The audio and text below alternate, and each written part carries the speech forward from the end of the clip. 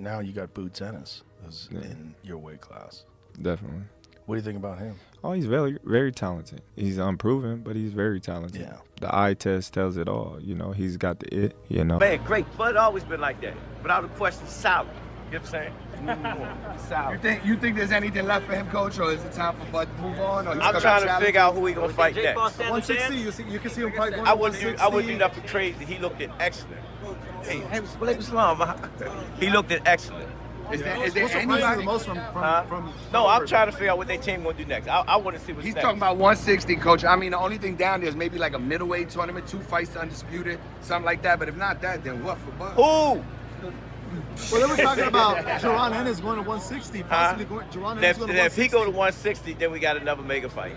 You think that's a mega fight? You think that's I a mega don't fight? know that yet, but I'm saying, and the boxing fans that know boxing would say that's another Terence, mega fight. Bud, Crawford has done it again. He's left the boxing world stunned.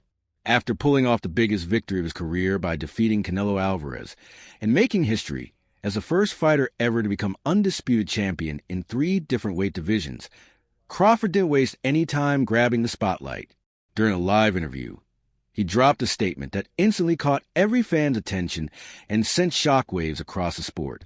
And everything you said about fighting not being there spiritually, mentally, you think that might have affected Canelo, or that was just a skill difference was too wide? You know, I do think he was a little mentally tired. He's been at that level for a long time. He saw 11 fights in 4 years. That's a lot. Timing was perfect for Crawford. Yeah. He said it himself at the press conference. He said timing was everything. Perfect timing, everything. That's right. His whole career was on timing. He was mentally tired, but you got to give Crawford his credit, man. To keep your mind that mentally fresh and sharp and go out there and perform like that, that's a win itself. Not even just beating your opponent. For your mind to be that fresh, come fight next. It's a reason. How are you feeling to be Chris Eubank's trainer, first of all? It feels good, man. You know what I'm saying? I've been this trainer before, so Yeah, it's good. it's a no-brainer. Of course. Congratulations on the win. What's your first reactions to Crawford's victory? One of the greats of this era, right? Oh, definitely that. You know that. What do you want to see him do now? What I want to do now? What do you want to see Crawford do next? Do what he at this point now in his career where he could do whatever he wanted to do. Who would you like to see him fight? Any names? Is there any names in particular you'd like to see? It doesn't matter. What about Canelo? Would you like to see him retire? I don't. Canelo's not my responsibility. Okay. He's officially calling out Jaron Boots Ennis, and the boxing world can't believe it. Yes, that Boots Ennis, the most avoided and feared young champion in the sport right now. Few fighters have been willing to step in the ring with him, but Crawford, already regarded by many as one of the greatest of all time, isn't backing down. He's ready to face the challenge head-on. This isn't just another fight. It could be the ultimate passing of the torch, a battle between 2 generations, or perhaps the night Crawford proves once and for all that no one in boxing today can touch him. To understand just how big this is, you have to look at what Crawford just pulled off. He didn't simply beat Canelo Alvarez. He turned the boxing world on its head. Before that fight, nearly everyone doubted him. People questioned if a man who first made his mark at 135 pounds could really hang with the bigger, stronger Canelo. Should Bud go to 160? I think Bud should do what he want to do. Are you going to the Crawford parade on Saturday? I believe I am going. Yes, I believe that I am going. I have to look at my schedule and stuff. But Crawford didn't just hang in there. He put on a masterclass. For 12 full rounds, he controlled every moment, outsmarting, outmaneuvering, and outboxing Canelo with surgical precision. Every punch had purpose. Every move was calculated. And by the final bell, there was no doubt who the superior fighter was. Crawford didn't just win a decision. He made one of boxing's biggest stars look ordinary. Canelo couldn't really keep up with him. He was too fast. His feet, footwork was too good.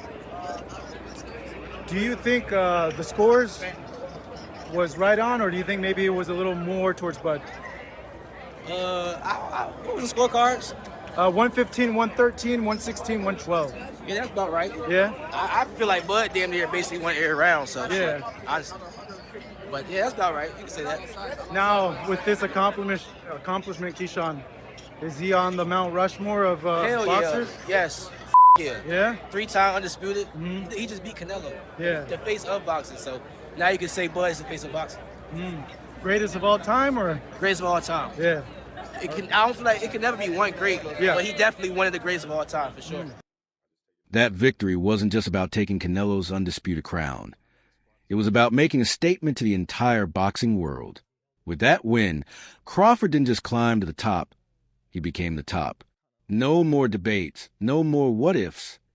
He's now the undisputed pound-for-pound king of boxing, the man everyone has to measure themselves against. Man. I thought Terence fought a virtuoso fight. Terence never let Canelo get into a rhythm. Terence never allowed Canelo to get anything going, and I didn't think he could do it for 12 rounds. I thought that the first 3 or 4 rounds were going to be difficult for Canelo for that reason, but Terence was able to do it for 12 rounds, and in the later part of the fight, he kind of pushed the fight more than I think people expected, which is the mark of a superstar, man. After that fight, nobody questioned whether Crawford was great. That was already proven. The real question became, is he the greatest of all time? But with greatness comes a price. The higher you rise, the bigger the target on your back. And now, every hungry fighter in the game wants a shot at the man sitting on top of the mountain. Terence Crawford against Jaron Ennis, for me, is the best fight in American boxing.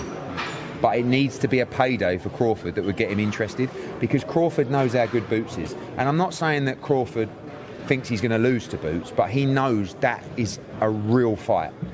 But for me, Boots is the new Crawford. We've just got to go out and get the fights to show how great he is. Jaron Boots. Ennis has had his sights set on Crawford for years. Undefeated with 34 wins and an incredible 30 knockouts, he's built a reputation as one of the most feared men in the welterweight division. Many fighters have flat out admitted they want no part of him. And for good reason. Boots is lightning fast, brutally powerful, and fights with a hunger that makes him dangerous every second he's in the ring. At just 27 years old, he's entering his prime, and now he's ready to test himself against the best, Terence "Bud" Crawford. A lot of people compare Ennis with Crawford, but Ennis always says he's got a completely different style, and the only similarity is they both switch. Do you agree with that? I 100% agree with that. Me personally, I think that Terence Crawford boxes a hell of a lot more in the moment, phenomenal fighter in the moment, and I think Ennis is a lot more of a chess player. Fans have been dreaming about this matchup for years. The ultimate showdown between Crawford, the master technician who breaks opponents down with skill and precision, and Boots, the fearless young lion hungry to take over the throne. It's the classic clash of experience versus youth, brains versus raw power. And now, it's no longer just talk or fantasy matchmaking. Crawford himself has confirmed he's ready to make a reality, and the boxing world can already feel the storm that's about to come. What about the Terence "Bud" Crawford fight? I'm tired of answering questions about it. He already said millions of times that he not fighting me or looking my way, so I'm just tired of answering them questions, you know. And if a fight happened, it happened. You know, I wanted it to happen, but if not, yeah. Because here's the truth. Crawford doesn't need this fight.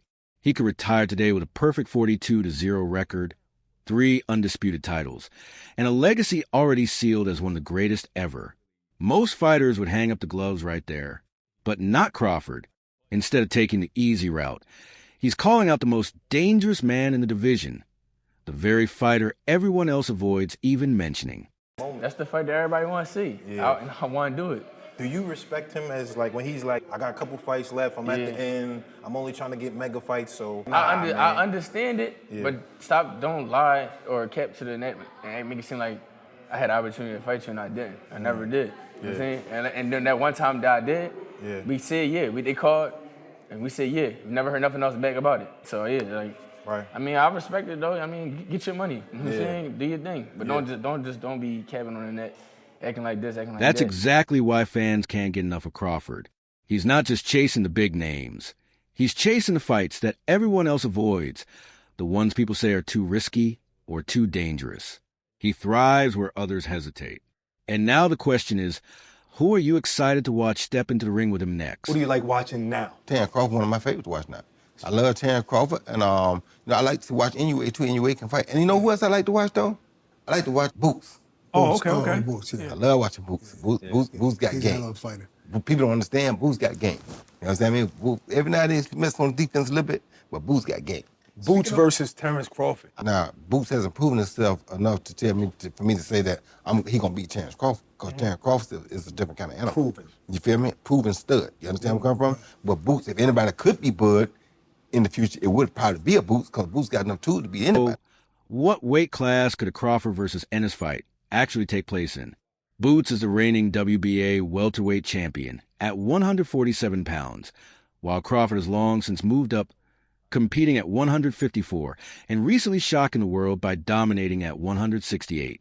Dropping all the way back to 147 seems impossible. Most likely, this fight would happen at 154 pounds, maybe even 160. Boots has the size and frame to comfortably move up, and Crawford, now 38, probably isn't interested in putting his body through extreme weight cuts anymore. So a catch weight around 154 or 160 pounds makes the most sense for both fighters. Something went wrong while generating the response. If this issue persists, please contact us through our help center at help.openai.com. Retry. I'm trying to tell you, 154, man, it's mine. 154 is mine, and they're gonna see, and they're gonna see, just stay tuned, and like I said, when I handle business October 11th, we're gonna see. And honestly, that's where things get dangerous, because at higher weights, Crawford is slower but still technical. Boots, he's young, powerful, and still growing into his frame. This is why the matchup is so intriguing. Here's a crazy angle. Boots Ennis actually helped Canelo train for the Crawford fight. Hello, first things first. A lot has been made about your sparring session with Boots Ennis. How did that happen? What happened? I cannot say much, but he called us and say if he can go and sparring with me and everything. I say, of course, right? A fighter like me, we always want great sparrings, because there is the thing, right? And I have history with the family, because 14 years ago, his older brother helped me for Sugar Shane Motley and Alfonso Gomez. So it's Derek Ennis. So he helped me. So he was 14 years old at that time, by the way. And it was good, very good. And I'm very grateful with him, because he make that time to go and give me a good work. Here's a wild twist. Boots actually helped Canelo prepare for his fight against Crawford. That adds another layer to the story. He's already studied Crawford up close, seen his moves, and now could be stepping into the ring with the very man he once helped analyze. It's a mind game, a skill test, and a potential clash of generations all rolled into one. Now it's here, Keith. You ready? Yeah, of course, baby. Yeah, man. It's a fight you ain't gonna want to miss, man. One time. I told you the comeback, 2025. Keith, what do you think about Ennis joining Canelo for the Crawford camp? Hey, good stuff. You think that matters? That's beautiful. Anywhere. That's beautiful, man. When you. Good move. That's world class. That's it's the best switch hitter he can get. That's not his opponent. It's champions working with champions. In the modern day and age, man. You don't get that a lot, It reminds me back when I was supposed to fight Marcos Maidana, and I got Sean Porter for sparring. Thank you, boss. So I like it. That's right. Boots wasn't just watching from the sidelines. He actually sparred with Canelo and worked closely with his team to help craft a strategy for taking down Crawford. In a way, he was part of the game plan, getting an inside look at Crawford's style, timing, and patterns. Now, the roles are reversed, and the young lion could be stepping into the ring with the very man he once helped analyze. It's a rare twist in boxing history that adds even more intrigue to this potential showdown. He's not me. Yeah.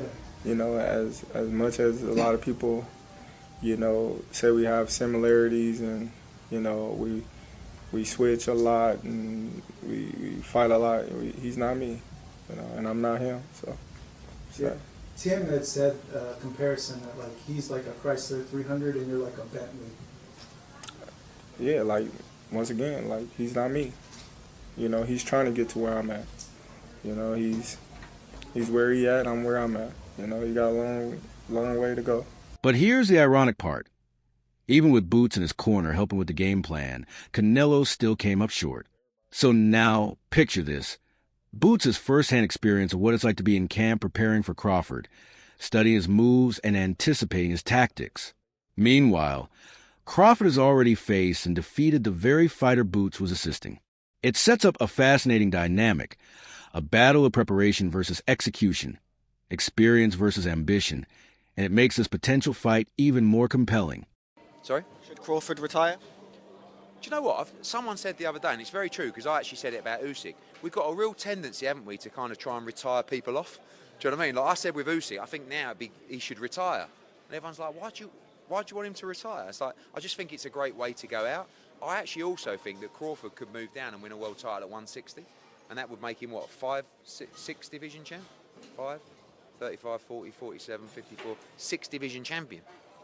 But the problem is Terence Crawford now is really only going to want a fight for big money, and there's only certain fights that can generate that kind of money. So Shakur, who's obviously very close to him, seemed to say so maybe that's it. Opinions are split. Some pundits, like Max Kellerman, believe Crawford should keep going, saying he's proven he can beat anyone at any weight. Others, like Eddie Hearn, argue that now is the perfect time for Crawford to retire undefeated, preserving his legacy and walking away at the top of the sport. The debate only adds more fuel to the excitement surrounding this potential matchup.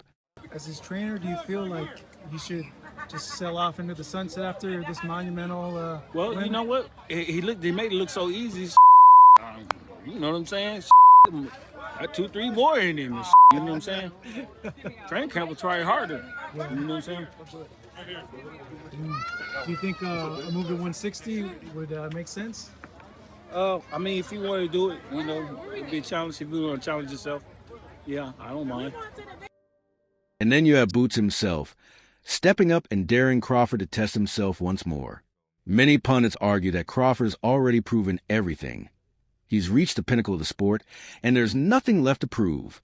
But fans are hungry for this matchup, eager to see if the seasoned veteran can tame the fiery young lion.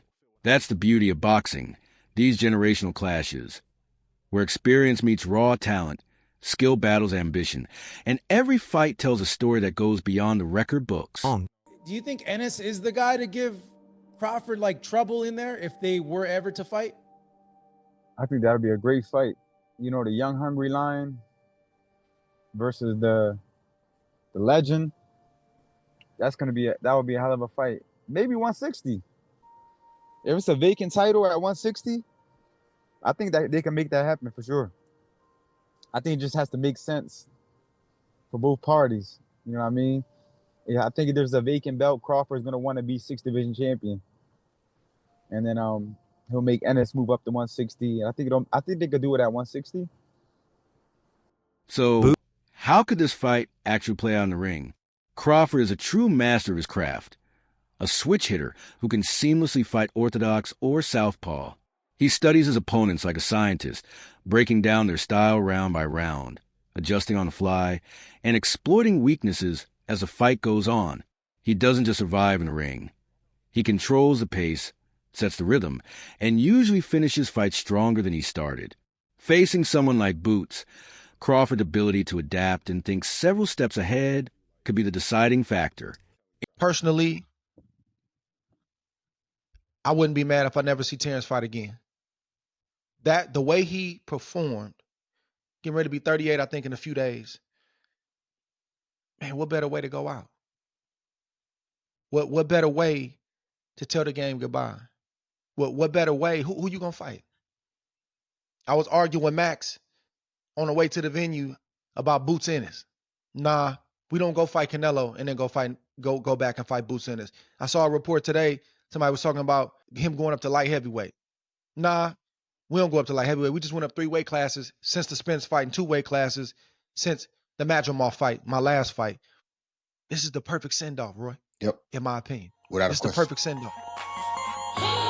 Boots, on the other hand, is pure energy in the ring, explosive, unpredictable, and incredibly athletic.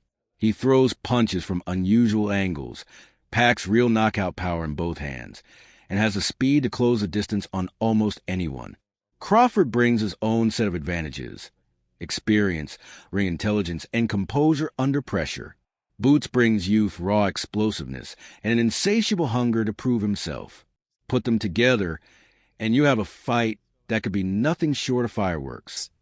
You want to fight Canelo? Would you ever entertain a fight with the Mexican monster, David Benavidez? But you want Canelo. But you want Canelo. You gotta understand, like. But I gotta ask you, bro, because I can't. You know. My thing is, Benavidez is a big dude. Yeah. You know what I mean? Not to say I won't fight him. I fought his brother. You know what I mean? His brother was big when I fought him. But you know what I mean? Benavidez is a big dude. The only reason why I entertain Canelo is because he's not a big dude.